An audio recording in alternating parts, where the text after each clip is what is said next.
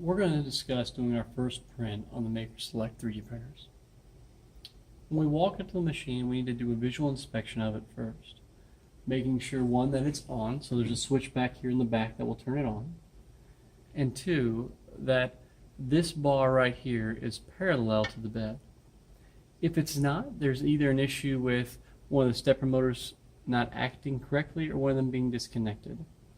The step to correct that is we're going to tighten down all these bolts, so take the bed down as far as we possibly can, all four positions, and then we're going to use something that is a consistent height to check to make sure that the left side is at the same height as our right side, and we can physically move that to that height with the machine off.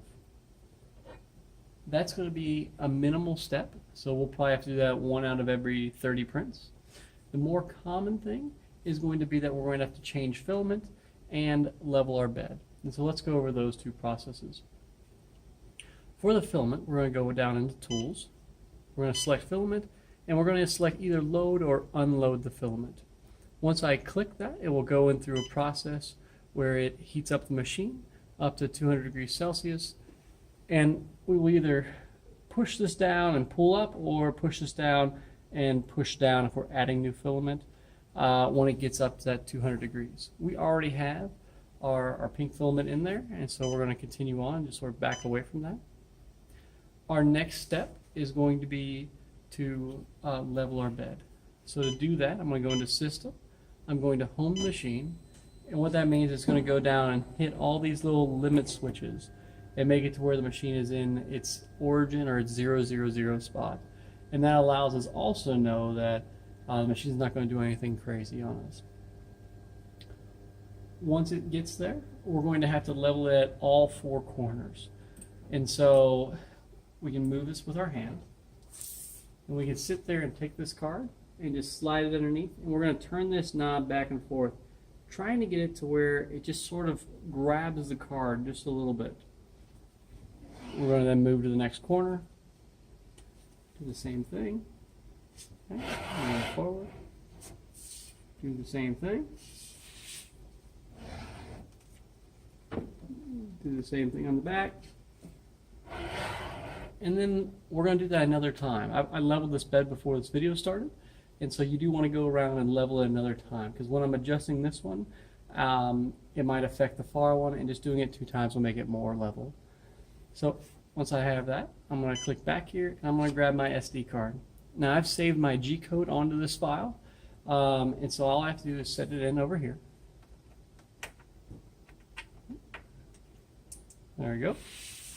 And select Print, and then I'm going to select the file that I want to print.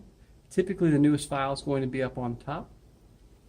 And once we're there, it's going to start executing the G-code that we've sent to the machine. And so it says that my bed temperature is going to be at 60 degrees Celsius.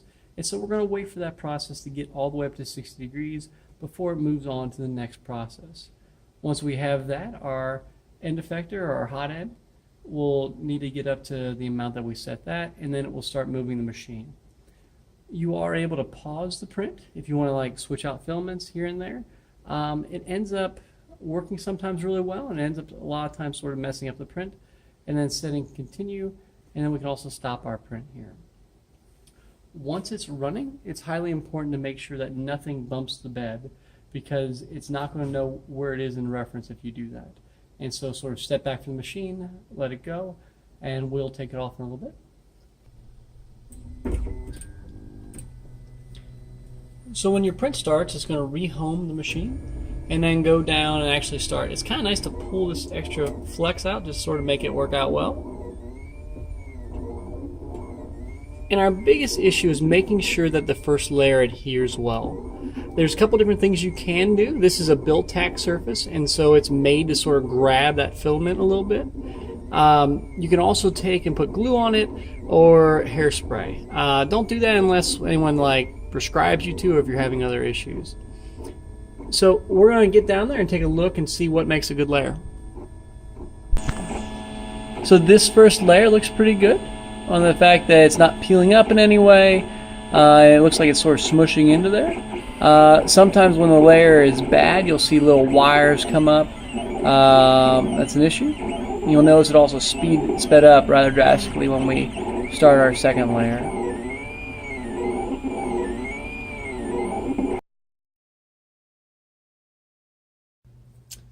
Now that the print is done, we're going to go through the process of removing the print from the bed.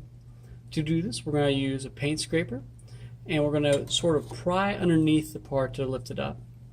There's a couple ways that we can make mistakes with this. One is we can use the tip of the scraper and sort of gouge into the bed, and that would ruin the print surface. The other way would be to put our hand behind it and then push forward, because this will give way and this might come down and hit me in the hand.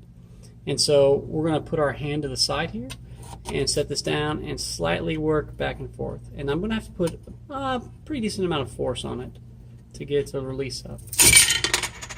And so there we go. So it's a little bit of a lift, but we now have our print. We can see on our back that we have a pretty good smooth surface.